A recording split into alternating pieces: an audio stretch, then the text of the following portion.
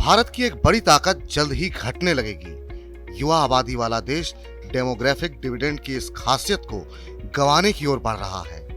ये चिंता की बात इसलिए है क्योंकि इससे आने वाले वक्त में नौकरियों के लिए कम युवा लोग होंगे। लेकिन भारत बेरोजगारी के सबसे मुश्किल दौर से गुजर रहा है। बेरोजगारों की तादाद करोड़ों में है। इस साल जून में भारत की बेरोजगारी दर बढ़कर 7.8% पर पहुंच गई। करीब 1.3 करोड़ नौकरियां खत्म हुई हैं। इनमें से ज्यादातर एग्री सेक्टर से हैं। देश में नौकरियों के मौजूदा हालात खराब हैं।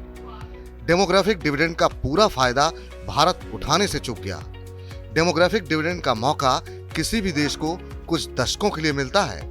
ये एक ऐसा दौर होता है जिसमें देश की जन्म दर गिरती है और ऐसे में देश की वर्कफोर्स उसकी आबादी के मुकाबले तेजी से बढ़ती है।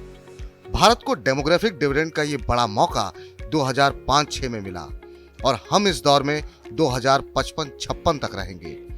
इस दौरान देश का वर्किंग एज रेशियो 150% या उससे ऊपर रहेगा और डिपेंडेंसी रेशियो 66.7% या उसके नीचे रहेगा। वर्किंग एज रेशियो 2021 से 2041 के बीच सबसे ऊंचा रहेगा और ये रेशियो 2031 में अपने पीक पर पहुंच जाएगा, यानी इसके बाद वर्किंग एज रेशियो गिरने लगेगा। मतलब भारत में डेमोग्राफिक डिविडेंड का दौर पलट जाएगा। ये हालात दिखाई देने लगे हैं। भारत की वर्किंग एज पॉपुलेशन ग्रोथ 2010 तक 2% से ऊपर थी। अब ये गिरकर 1.5% पर आ गई है। खैर, देश में हर साल करोड़ों युवा नौकरी करने की उम्र में दाखिल होते हैं, लेकिन रोजगार नदारद हैं।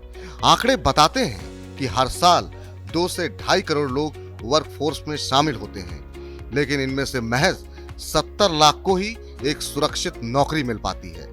करीब 33% युवा ऐसे हैं जिनके पास ना तो कोई नौकरी है या शिक्षा और ना ही ट्रेनिंग।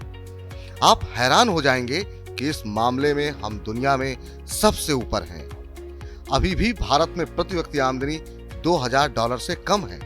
इसके मुकाबले चीन में ये $12,000 से भी ज्यादा है। डेमोग्राफिक डिविडेंड का सही फायदा तभी मिलेगा जब हर युवा नौकरी या कारोबार कर रहा हो। नौकरी के लिए स्किल्ड वर्कफोर्स की जरूरत है, लेकिन CII का आंकड़ा बताता है कि देश के वर्कफोर्स के केवल 3% हिस्से के पास ही फॉर्मल वोकेशनल ट्रेनिंग है। अब दावे कितने भी किए जाएं, मौजूदा हालात यही बताते हैं कि देश डेमोग्राफिक डिविडेंड का फायदा उठाने से चूक गया है। मनी 9 के लिए प्रवीण शर्मा।